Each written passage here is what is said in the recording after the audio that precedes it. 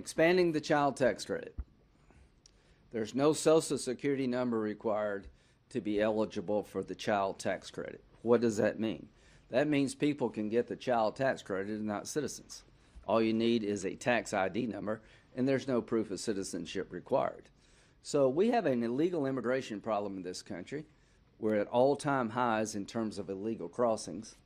Expanding the child tax credit in this fashion is going to incentivize more illegal immigration.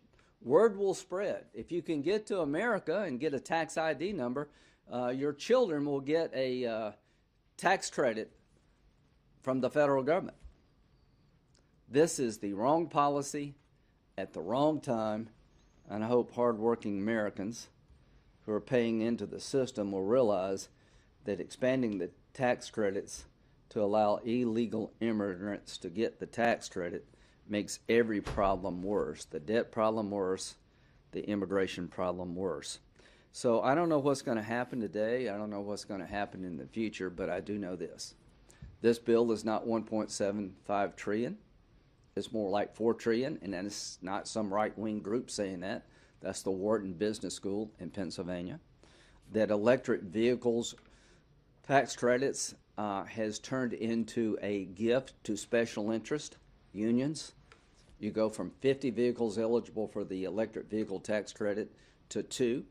So the House bill rewards the union workforce at the expense of the environment and just basic fairness. And finally, the expansion of the tax credit is done in such a fashion that your hard-earned tax dollars will be now going to people here legally. I just think there's so many other things I could talk about, but these three really jump out at me, and I'll do everything in my power, if it ever gets to the Senate, to make sure a CBO score is achieved, that we have some transparency we don't have today, and that we'll change some of these provisions and try to kill this thing before it starts. It's not like I can't work with Democrats on infrastructure. I did. I was one of 19 Republicans voting for an infrastructure package of 1.3 trillion that had electric vehicle expansion in it, that was for roads, bridges, and ports. Was it perfect? No, but it made sense to me. What's coming on top of that is not 1.75 trillion.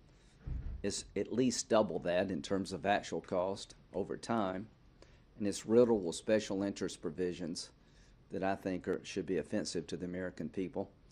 And what happened Tuesday is going to continue to grow in terms of political momentum if they shove these bills down our throat.